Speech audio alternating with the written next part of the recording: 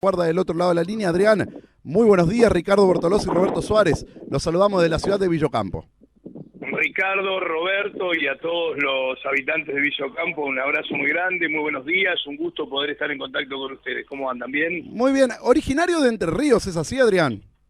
Yo soy un orgulloso hombre nacido en Concordia, en la provincia de Entre Ríos, sobre la costa del río Uruguay, allí frente a la ciudad de Salto, así que ese es mi lugar de origen, pero santafesino por adopción, ¿no? Porque como tantos otros hombres del interior del país, en aquella época, y hablo de varios años atrás, irse a estudiar desde la ciudad natal era buscar centros estudiantiles importantes, en el caso de Entre Ríos, como Santa Fe o Córdoba o Rosario.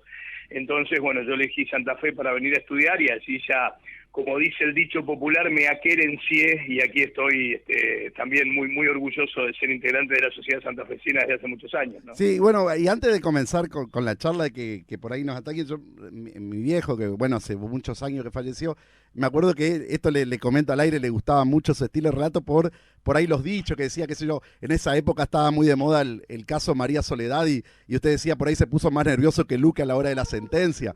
Ese tipo de cosas por ahí al oyente de radio, que está mucho más expectante, por ahí le gusta y le llama mucho la atención. Yo trato de que el relato deportivo sea un conjunto de cuestiones que tienen que ver con la vida cotidiana de las personas, ¿no? En donde se puede incluir la cultura, donde se puede incluir las cuestiones que tienen que ver con la política, de la vida de todos los días, ¿no? Entonces, creo que lo más divertido, que a escuchar 90 minutos a alguien que le está contando un partido de manera lineal, solamente describiendo las jugadas, seguramente llega un momento en el cual agudiza la audiencia. Entonces, cuando podés jugar con esas cuestiones que tienen que ver con la vida de todos los días, con los casos más resonantes a nivel informativo, cuando podés hablar de películas, de cine, de televisión, de literatura, de todas esas cuestiones que hacen a la vida diaria, me parece que se hace más llevadero y es es para los oyentes, más allá de que obviamente está centrada su atención en escuchar el partido de fútbol, es también un poco más divertido y más ameno, ¿no? ¿Y qué relatores escuchaba cuando usted era chico? Yo escuchaba a Víctor Hugo Morales, justamente, mira, tiene mucho que ver con esto de la geografía concordiense, claro, ¿no? Allá en la zona de Entre Ríos tiene mucha penetración la radio uruguaya, entonces desde muy pequeño yo escuchaba los relatos de antes que llegue la Argentina, ¿no? Claro. Escuchaba CX12 Radio Oriental y allí estaba Víctor Hugo Morales como un referente ineludible del relato en realidad en América Latina. Entonces, tuve la oportunidad de escucharlo mucho y hoy la vida periodística me ha dado una muy buena relación de amistad con él, así que para mí yo siempre le digo a Víctor Hugo, yo te escuchaba cuando acá en la Argentina todavía tu nombre no sonaba mucho y creo que fue un poco el referente inspirador de ese estilo de relato que él después instaló en la Argentina casi como la contracara de José María Muñoz, que era el más escuchado, ¿no? Ahora, querer relatar como Víctor Hugo debe ser como querer jugar como Maradona.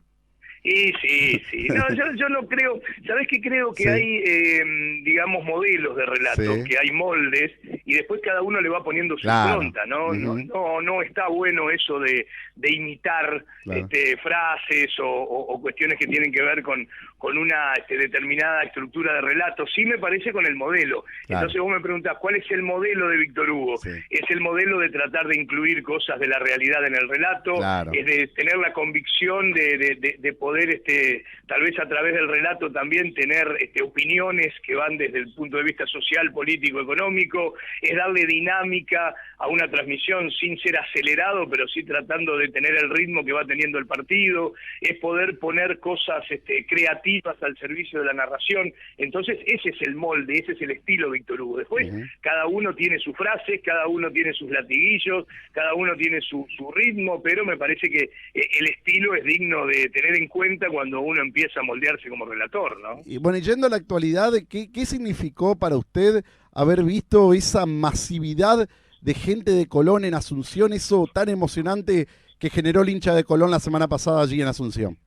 Fue un movimiento popular realmente notable, yo creo que admirable, que causó sensación no solamente en Santa Fe, en Paraguay, sino en todos los lugares del mundo donde se hicieron masivas y virales todas esas imágenes, ¿no? Y todas esas historias de amor, porque realmente son historias de amor y de pasión. Yo tuve la oportunidad de escuchar a muchísimos hinchas de Colón hablando no solamente de lo que significaban esas 40.000 almas en la olla allí en Asunción del Paraguay, sino que representaba el amor de aquellos que ya no están, representaba acordarse de la familia, de los que alguna vez dijeron yo no me voy a morir sin verlo a Colón campeón. Entonces digo, sin duda cuando uno puede observar ese amor, esa pasión, esa devoción, puede concluir tranquilamente que el fútbol, sin lugar a dudas, es la expresión popular de mayor masividad y movimiento y arraigo y seguimiento popular de todo el mundo. No hay otra expresión cultural, deportiva, que pueda acarrear tanta gente y sobre todo que pueda conllevar tanta pasión, ¿no? Así que lo viví intensamente. Nosotros a través de la radio de LT9 estuvimos una semana prácticamente en Asunción, llegamos el martes de la semana previa al partido y nos volvimos el lunes, así que estuvimos casi una semana viviendo desde muy cerca todo lo que acarreó Colón en torno al movimiento popular. Y esas lágrimas quizás expresen los años de tribunas de tablón, los años en el Nacional B, la casi desaparición institucional con Germán Lerche. Creo que todo eso conjugó en la cabeza del hincha sabalero al verlo en esa situación.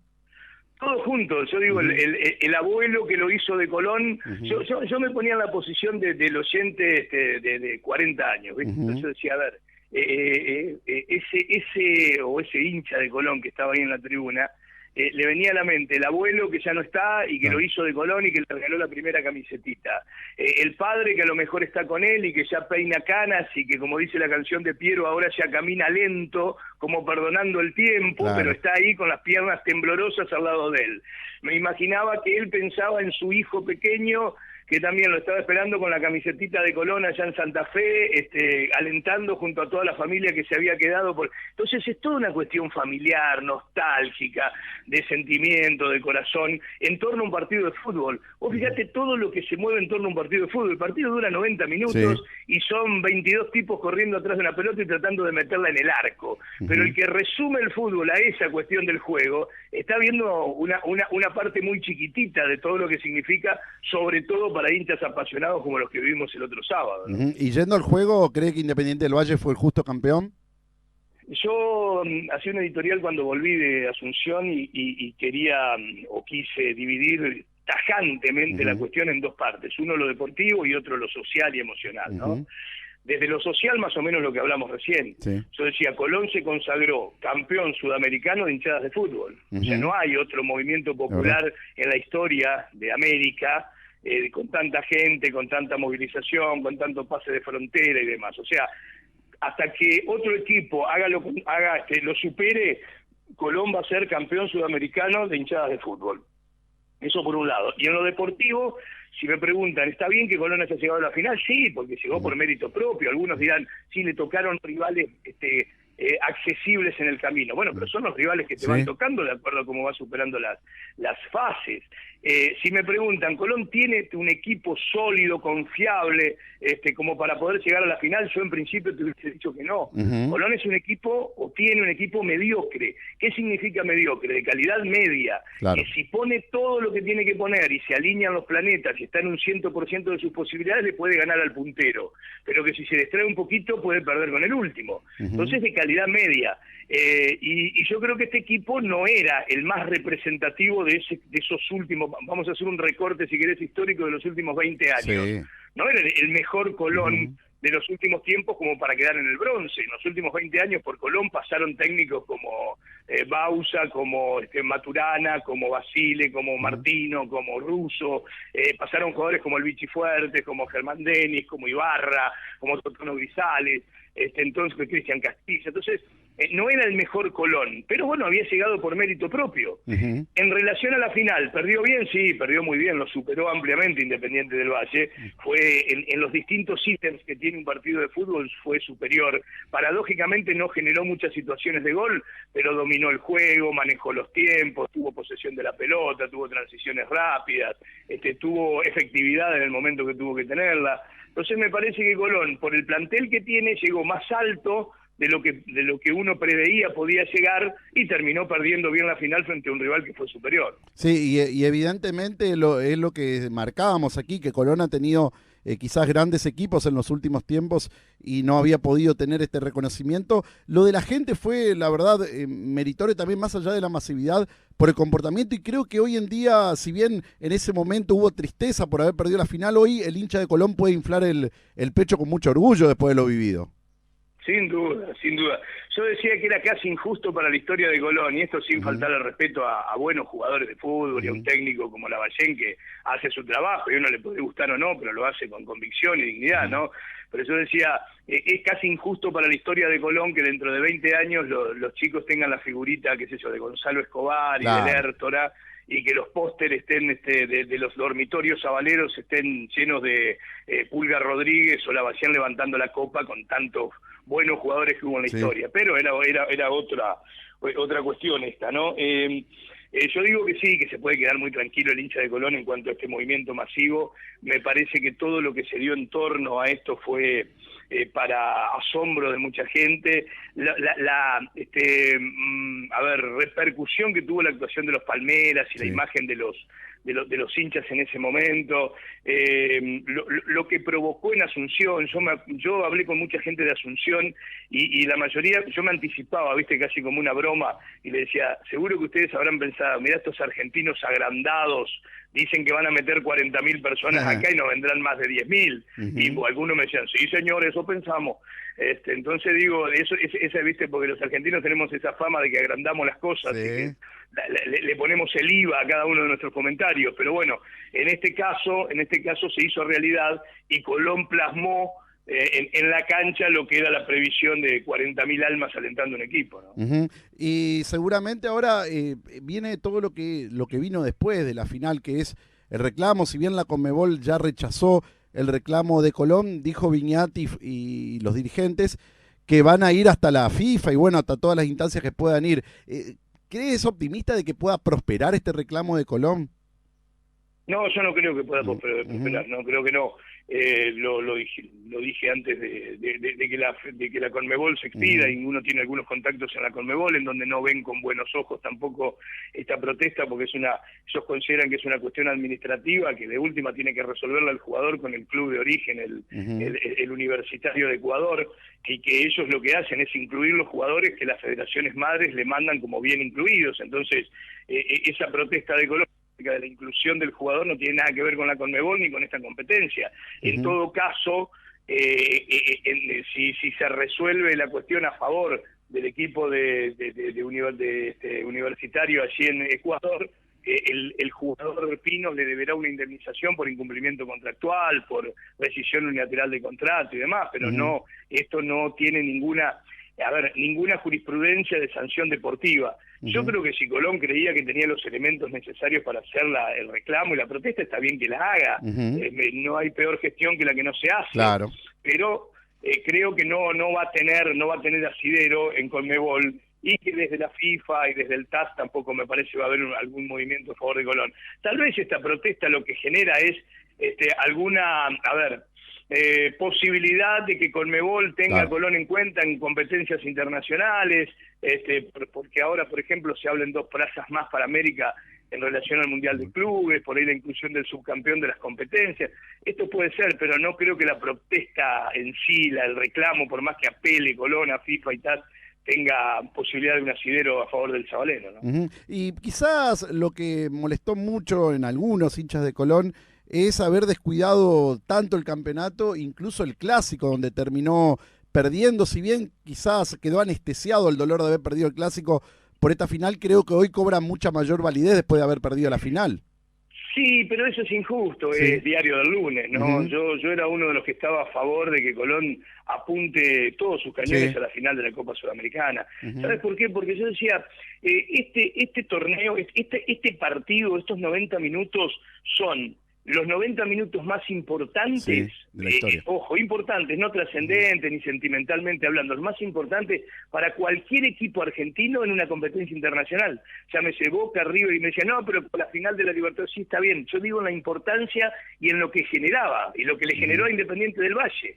Nunca en la historia del fútbol argentino hubo un partido que si vos lo ganabas, te hacías acreedor entre todas las competencias que jugabas a 30 millones de dólares. Claro. Nunca hubo un partido que si vos lo ganabas te daba la clasificación a 5 torneos internacionales. Nunca hubo un partido que tenga esta trascendencia a futuro para un equipo, ¿no? Entonces yo digo, es muy chiquito, es muy conservador, es muy mediocre también si querés, pensar en el clásico, pensar que no vas a sumar puntos frente a Atlético Tucumán, teniendo en cuenta esto, ¿no? 30 millones de dólares, 5 competencias internacionales.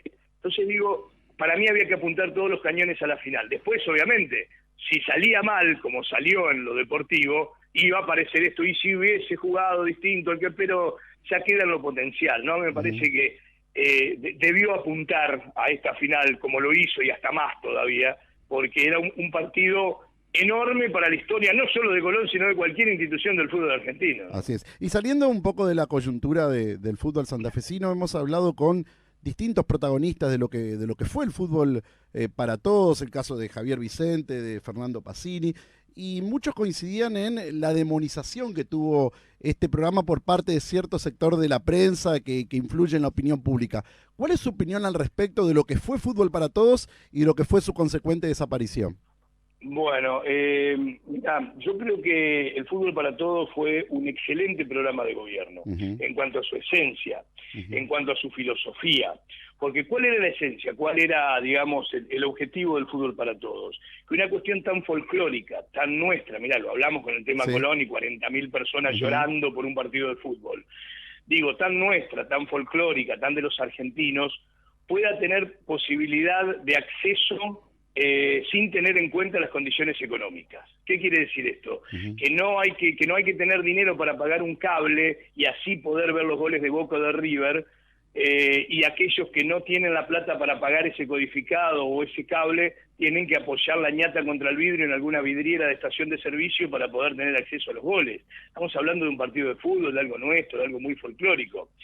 Entonces, me parece que esa esencia de tener los domingos la reunión familiar en torno a un partido, porque ustedes saben que, como recién hablábamos también, esa reunión familiar se da en torno, y si tiramos algo a la parrilla y vemos el partido de Colón, de Unión, de Boca, de River, de Independiente, y bueno, entonces que no haya una imposibilidad porque aquel que no tiene el dinero para acceder tenga que ver como escuchar como el vecino ve los partidos por televisión y él no puede hacerlo. Entonces me parece que esa esencia, esa posibilidad de equilibrar las condiciones de las clases más vulnerables en relación a las clases más pudientes me parece fenomenal.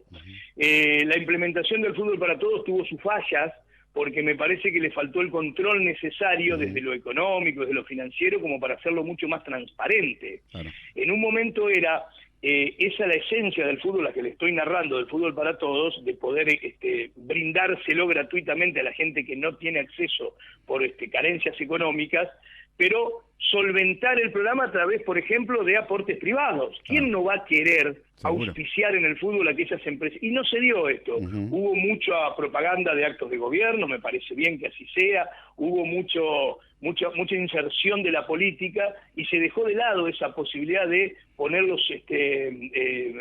empresas privadas al servicio de solventar el programa. Entonces esto generó críticas, porque claro, sobre todo aquellos que se veían absolutamente afectados en sus intereses, llámese Grupo Clarín y grupos poderosos desde lo económico, incentivaban no solamente a sus pares, los poderosos económicamente, sino a aquellos que se dejan influenciar por estas cuestiones, lo incentivaban a decir, ¿por qué tengo que pagarle yo al vecino de la esquina con mis impuestos para que él vea un partido de fútbol? ¿Por qué yo tendría que poner mi dinero para que él sea feliz mirando un partido? Entonces yo con el mismo criterio puedo decir, ¿por qué tengo yo que poner de mis impuestos para que mejoren la plaza de la esquina de mi barrio si yo no voy nunca a la plaza? Claro, Esto sí. es mirarse el ombligo, Claro. es mirar para adentro, incentivado obviamente por los grandes grupos de poder. Entonces, aquellos grupos de poder que incentivaban esta movilización en contra del fútbol para todos, hasta si querés están justificados. A los que yo no justifico son aquellos que después de tanto arengar para que no saquen de sus impuestos el fútbol, o que no salga de sus impuestos solventar el fútbol para que otros puedan verlo, terminaron pagando muchísimo más. Sí. Y para poder verlos ellos, y a lo mejor quedaron contentos porque la familia de la esquina que no tiene plata, bueno, por lo menos no ve fútbol, y yo no se lo pago. Sí. Entonces me parece cruel desde ese punto de vista, y a riesgo de ser muy largo en mi explicación, y disculpen ustedes, creo que fue muy, la esencia del fútbol para todos fue fenomenal, la implementación del mismo tuvo falencias, y bueno, y por eso terminó siendo carne de cañón a lo mejor de muchos intereses económicos que arengaron en contra de él, ¿no? Y cuando se hablaba de construcción de escuelas, hospitales, ¿a usted le producía bronca, impotencia, risa, ese argumento que ponía la derecha que terminó gobernando? Mira, yo creo que es más o menos así, como lo estás sintetizando. No sé si bronca o risa o impotencia, sí mucho dolor, ¿no? Mucho dolor porque se juega con la sensibilidad de la gente. Cuando uno promete cosas y no cumple, termina incumpliendo un contrato por el cual la gente lo erigió como el gobernante. Cuando Macri hace unos años atrás, allá por 2015, hablaba de pobreza cero, de incentivar el empleo, de creación de escuelas, de obras, de mantener la economía para que haya igualdad en cuanto a posibilidades de las clases, distintas clases sociales, cuando hablaba de que la educación iba a ser un elemento fundamental para el progreso de los pueblos, cuando hablaba de el deporte como un elemento central en cuanto a la formación en valores de los jóvenes, y terminó sin hacer absolutamente nada de lo que prometió, defraudó a un montón de gente que le había puesto el voto de confianza en las urnas para que eso suceda, ¿no? Entonces digo, no solamente en el fútbol para todos, sino en un montón de cosas, esa defraudación de la gente se tradujo ahora en no apoyarlo nuevamente. Cuando uno firma un contrato y la otra parte le incumple absolutamente todas las cláusulas, seguramente el próximo contrato no lo vas a firmar con él. Y entonces eso es lo que hizo la población hace unos meses atrás, ¿no? Y para ir terminando y saliendo un poquito del fútbol, ¿le preocupa la situación actual de Bolivia? Sí, muchísimo me preocupa. A mí me preocupa aquellos movimientos que no tienden a defender un sistema democrático que hemos sabido ganar en esta parte del mundo, con mucho sacrificio, con mucha sangre, con mucho movimiento popular, con muchos que ya no están en pos de esto. Y entonces yo digo, uno puede estar de acuerdo o no con un modelo económico, uno puede estar a favor o no de un partido político que gobierna un determinado país en Latinoamérica, pero creo que es imposible pensar en que no sea la autodeterminación de los pueblos y el sistema democrático el que reine en cada uno de estos países. Entonces, más allá de estar a favor de Evo Morales o dejar de estarlo, de pensar si las políticas favoreciendo sobre todo a las clases más vulnerables de Evo son las que hay que llevar adelante en los distintos países, más allá de esto, creo que lo que todos tenemos que defender, y con firmeza y convicción, es el sistema democrático. No podemos permitir en ninguno de los países hermanos latinoamericanos que esa reserva moral que significan las clases dominantes, esa reserva moral que viene desde Estados Unidos, obviamente que pongo la reserva moral siempre entre comillas, Sí. en nombre de la paz y la justicia, terminen determinando a través de golpes militares que el pueblo no va a ser no va a seguir viviendo en democracia. Entonces digo, eso es lo que tenemos que condenar y fuertemente repudiar. Después, si el partido político es de izquierda, es de derecha, es del CD, cada uno elige, cada pueblo elige cuál es su destino, pero creo que por lo que tenemos que bregar es porque que sea siempre dentro del marco de la democracia. Así es. Bueno, Adrián, le agradecemos mucho por su amabilidad, por su predisposición para charlar con nosotros. Le enviamos un saludo muy grande desde aquí de la ciudad de Villocampo y le deseamos que termine de la mejor manera este fin de semana. Fue un placer para mí hablar con ustedes. Saben que, bueno, el celular está abierto para cuando lo deseen. Es un gusto saber que incluso el periodismo de la Argentina profunda, de Argentina de tierra adentro, tiene esta convicción que tienen ustedes, ¿no? Para tratar distintos temas, para poder abordar la realidad. Creo que el desafío del periodismo hoy en día es justamente eso, ¿no? Entre tanto interés, en tantos intereses económicos, entre tantas presiones, poder mostrar la realidad tal cual es. ¿Tenemos falencias? Sí, un montón de falencias tenemos, pero tratamos siempre, por lo menos de este periodismo que sé que hacen ustedes también, de exhibir la realidad tal cual es y que los oyentes puedan sacar las conclusiones, pero viendo todo. Nosotros tenemos nuestra opinión, por supuesto, pero poder exponer toda la realidad de los oyentes es nuestra, o a los televidentes, o al público receptor, es nuestra función, y sé que ustedes lo hacen muy bien, así que los quiero felicitar también y mandarles un fuerte abrazo, y nos encontramos en cualquier momento. Bueno, un abrazo muy grande y muchas gracias. Chao, viejo, chao. Hasta luego. Adrián Broski, periodista de la ciudad de Santa Fe.